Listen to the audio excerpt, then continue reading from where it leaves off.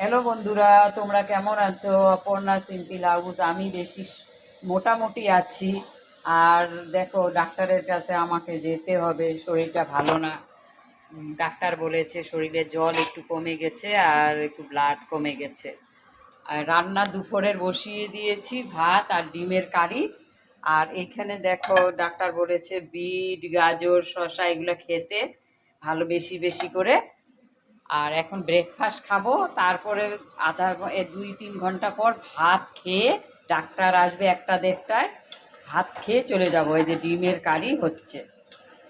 তোমরা আশীর্বাদ করো আমার শরীর যেন সুস্থ থাকে আর তোমাদের যেন ভালো ভালো ভিডিও দিতে পারি রান্নার। আর পাশে থাকো, সাথে থাকো, তোমরাও ভালো থাকো, সুস্থ থাকো, এটাই কামনা করি। সবাই যেন ভালো থাকে। Like, comment, share. এই যে ডিমের কারি আর ভাত আর স্যালাড দেখালাম।